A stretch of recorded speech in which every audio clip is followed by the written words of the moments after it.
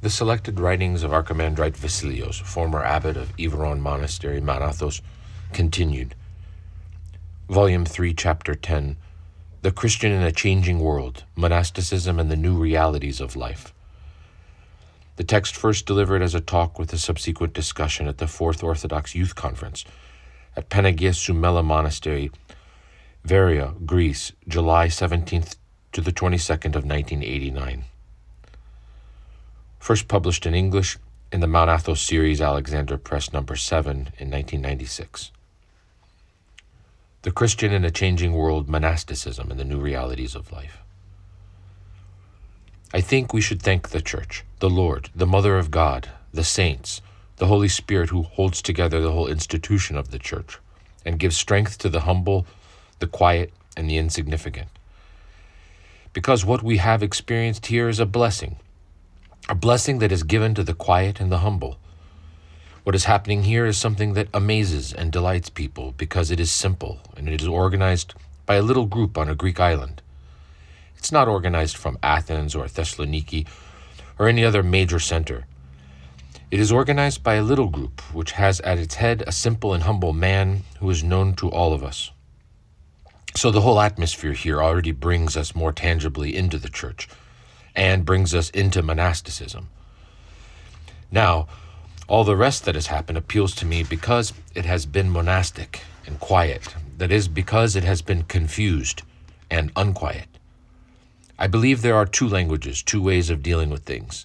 One is the Orthodox way, the Orthodox language which is man's mother tongue. The other way is mechanical, created, artificial. It is an irrational way which appears in the guise of logic, just as the devil often appears in the guise of an angel or of Christ, dazzling without shedding light. I believe that all that has happened and all that has been said here during these days manifests these two forces. On the one hand, Christ and the light of Christ which illumines all, and on the other hand, that other light which dazzles without shedding light. The general title of our theme, if I remember it rightly, is The Christian in a Changing World. This is a title that is real and alive. The title assigned to my own talk is Monasticism and the New Realities of Life. Let me tell you how I could deal with this topic in a logical way. I could talk about monasticism while at the same time betraying monasticism and being a pain to you. And you would say, can't you just leave us alone? Monasticism and the New Realities of Life. There are new realities in our life, and now we live in such and such a way. The other day at the Holy Monastery, we had a bore hole put in 100 meters deep with an air balloon device worked by such and such a machine so that we can get water up, whereas before we used to get water from the spring. Before, we used to keep the fish in the monastery cellar where it was cool. Now we keep it in the deep freeze. So what? Another thing, they say that monks ought to go out into the world, or that they ought to get an education and help and provide for the needs of the community. And I think of a Western monastery, or indeed many Western monasteries which have areas of specialization, and they say that this monastery does this kind of work, and that one does something else. So the monks of this monastery are teachers. They are educated men. They have doctorates.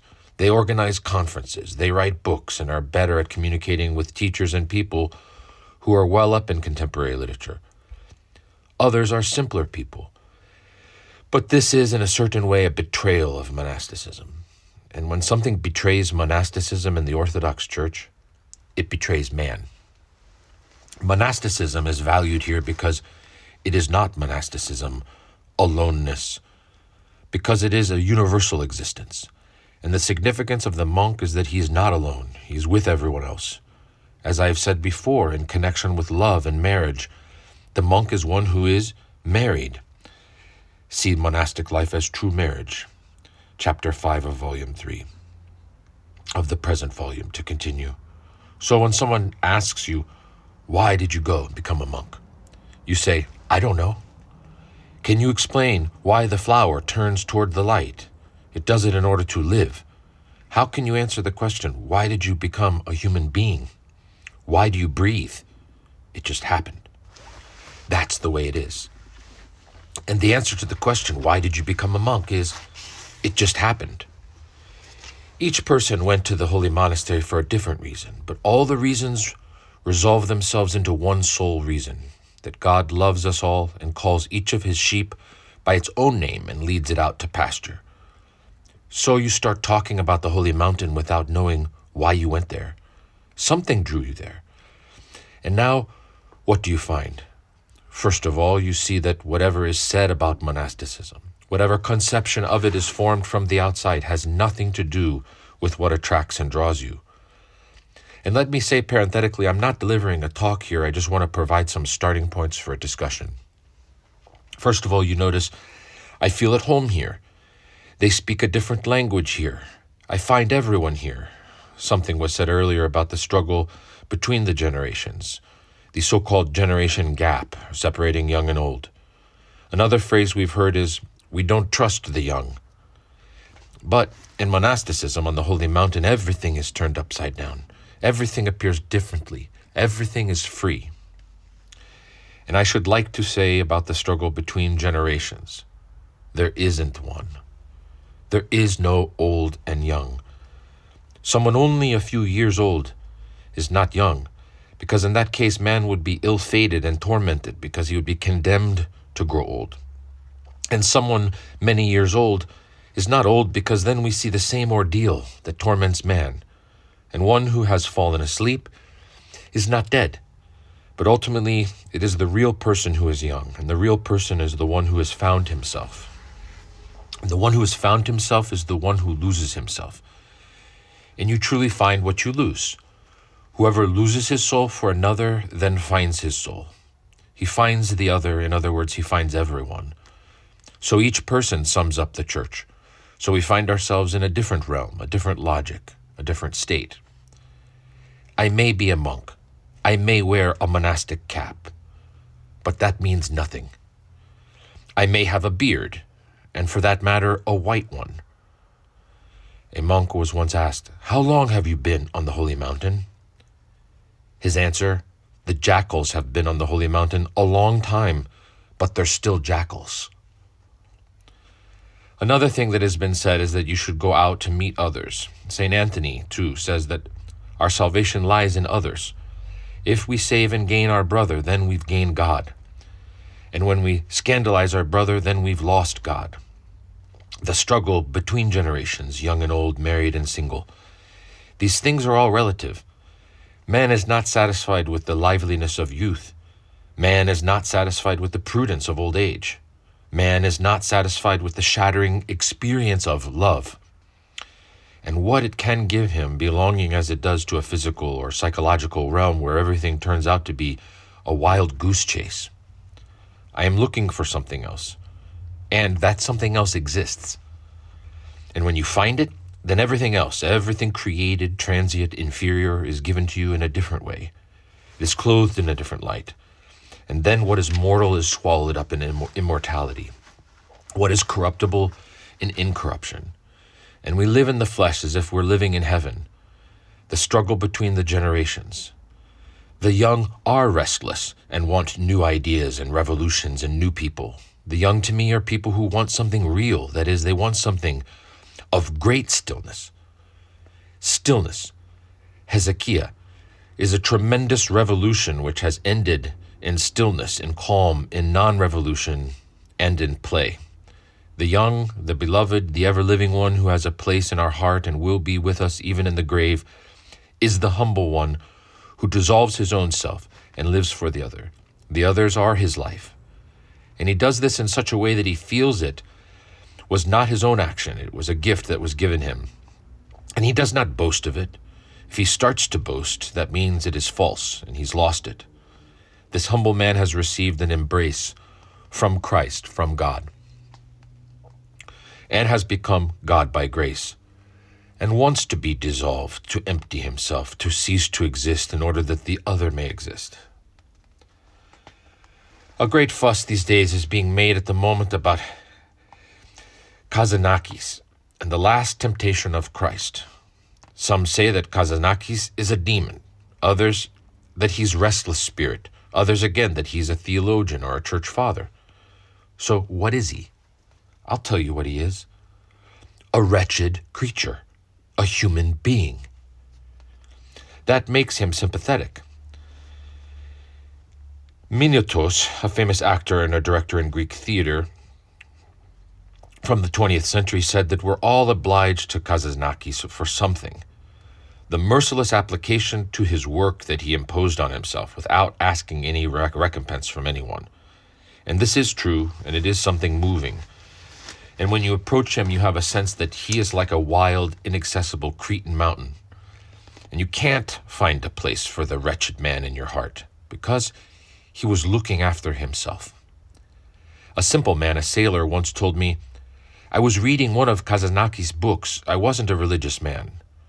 At one point I got annoyed with it, and I threw it into the sea. You read him, you say, all right, he worked hard, but you can't find a place for him in your heart. I would not compare him with a saint. I'm not going to talk to you today about Abbot Isaac. I'm going to talk about Dostoevsky. Dostoevsky is regarded as someone who dissects the soul. He is not a great novelist who dissects the soul. What is he? He is a tormented Orthodox. He has understood the secret. He happens to have a gift for writing. He writes novels, and while the reader thinks he's reading a novel, Dostoevsky implants in him the germ of orthodoxy, so to speak. A secret consolation. Dostoevsky finds a place in your heart because with his whole being, he gives a commentary on Abbot Isaac the Syrian. Everyone warms up to Dostoevsky, believers and atheists and people who won't even speak to each other. Why? Because Dostoevsky's humble. It is what I said before, that the monk is a non-monk, one who is not of his own. The monk ultimately is a revelation of man. He is a man who has gone outside the camp, called by God even though he did not deserve it, and because that was the will of God, who does whatever he wills. But if it happens that this man who is called becomes a monk and dissolves, in other words, does not live for himself, then this is a blessing for everyone. We were saying a few days ago that the man, it gives off a radiation. It is also said that the soul of each person is worth more than the whole world. And this is not something theoretical, but something we can touch. If we had spiritual senses, if we could just become entirely sensitivity, then we should see that the old man who has the grace of God is young. He is ever living and always contemporary. Someone who creates a revolution is simply making a noise. A preacher who takes it upon himself to teach is often nothing more than a machine generating noise pollution. A holy, humble man who does not speak spreads a calm which consoles our inmost parts. Another humble man who sits and talks to himself is talking to everyone. Dostoevsky soliloquizes through all his heroes, and each person finds true consolation, while someone else who sets himself up as a teacher and wants to teach everyone else in a mechanical way, just drives people away. A humble man offers himself as a rich compost to nourish the roots of another's being, and he himself draws all the others to himself. Abbot Isaac says that the more the humble man flees from the world, the more people pursue him and want to be with him. See ascetical homily number 5. The egotist, the person who boasts about himself and disparages others, repels people. He lives in solitude and lives in hell. So it is the monk is the one who is not alone. The first time I went to the Holy Mountain, I had the sense that something different is going on here. Afterwards, people outside asked me, "Tell us something about the Holy Mountain since you went there and liked it." But I told them, I can't say anything, because it was like pulling at a thread, as they say, when the whole quilt comes up, and then you realize you can't lift the whole thing. You can't express the inexpressible. But one day the answer came. I found a passage in the Philokalia where it says, "A monk is one who is separated from all and united with all." Evagrius of Pontus on Prayer, Philokalia, Volume 1. So I said, right, that's what it is.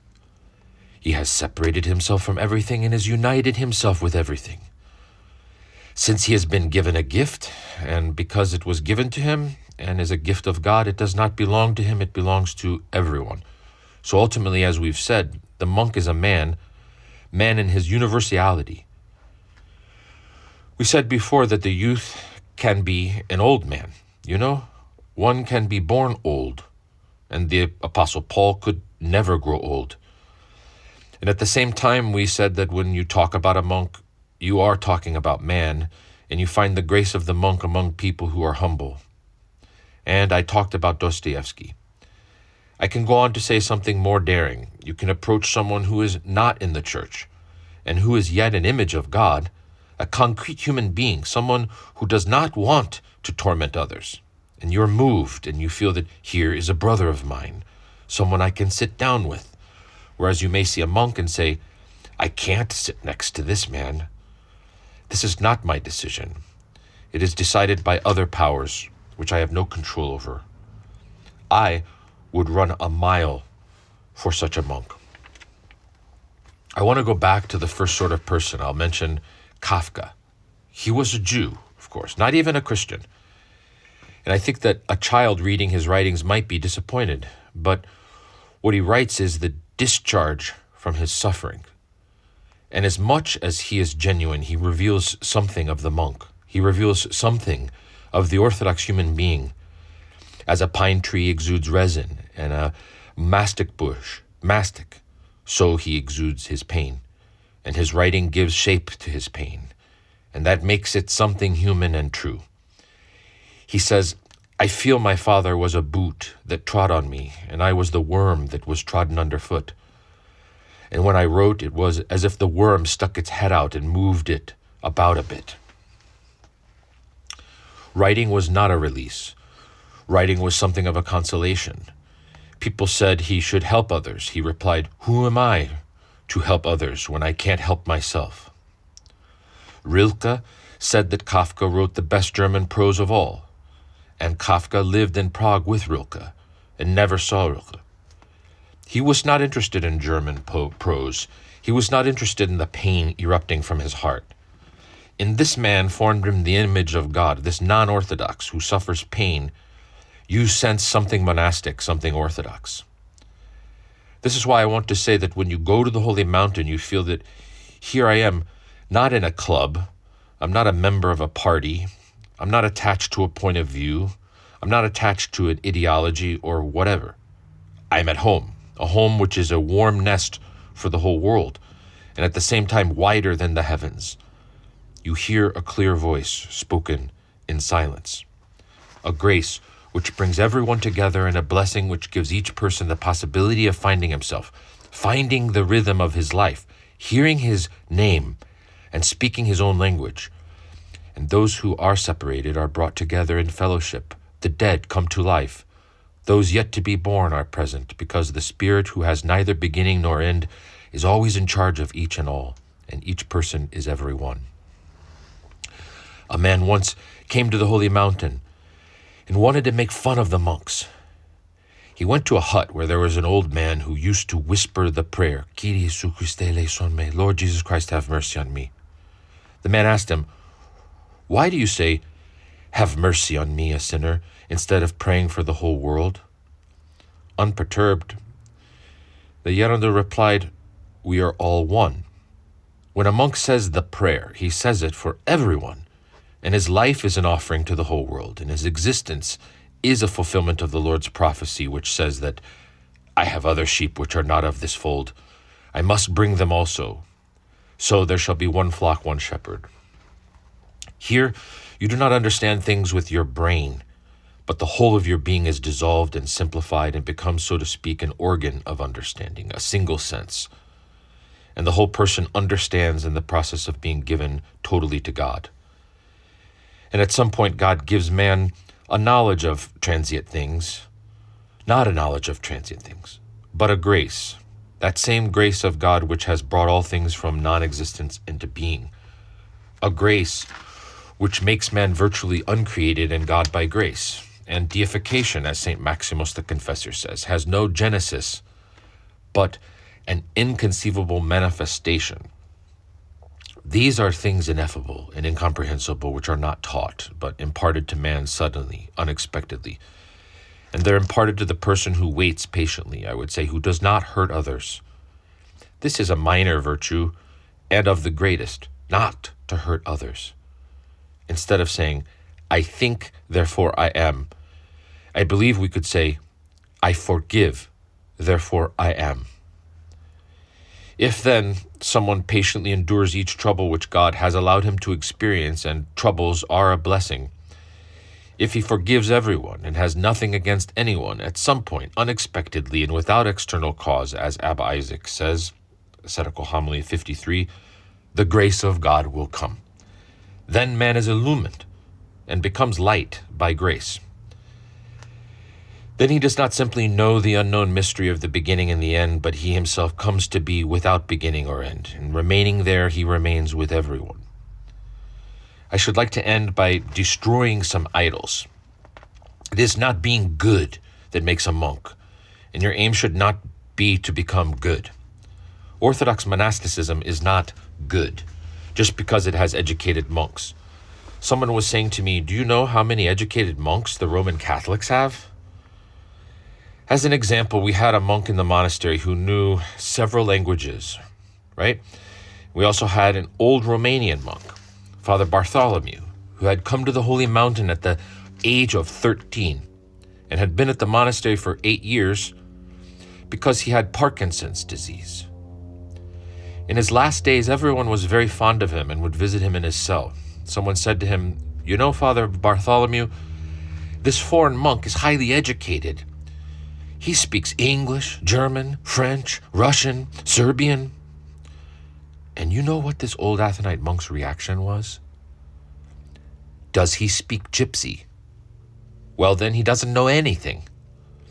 To the Athonite monk, the point is not how many languages a person speaks. The point is whether or not he has gone beyond death. What matters is that we should be Orthodox. But are we, or aren't we? In some of the informal conversations we've had with brothers here, I have said Orthodoxy is the thing, and that's it. So someone says to me with justification, what do you mean by talking in such absolutes? I grant that objection. You have a point, but I would say to you, the orthodoxy I'm talking about is non-orthodoxy, and the monasticism is non-monasticism, and God is not one who can be known. He is beyond divinity, hypertheos. And Christ is he who sits on high with the Father and here is invisibly present with us. If he were here visibly, he would not be God. He would be something else. So the whole world stands in need of this Spirit. The Roman Catholics and the Protestants and the Buddhists and the atheists and the believers and people in the year 1992 and 2000 and whoever else. And Orthodox monasticism says to man in a changing world, the changes are rapid and amazing, and as we've said, insignificant and paltry. This monasticism, as you know, is ever contemporary, that is to say, it is beyond time. And the desert within is what we're all longing for, the pulsating community of life. And when we talk about ecumenism and about the heterodox, we will have to love them, to shake them up, to wear them out, but wear them out with love. The worst of it is that we do not have the power to do this from them, but God has the power to do it out of love. How often we go to meetings with Roman Catholics and Protestants, and it's ostensibly out of love, we act politely. But worldly politeness is a mockery that belongs only to the present age. And man does not need mockeries. He needs the grace of God which deifies him, which transcends death. This is to be found within monasticism. It exists in our tradition. That is why I say that ultimately, it is the new human being who is the true monk, and a person in the world who is humble has an affinity with the true monk. He is not alien to the eternal youth which the Lord bestows.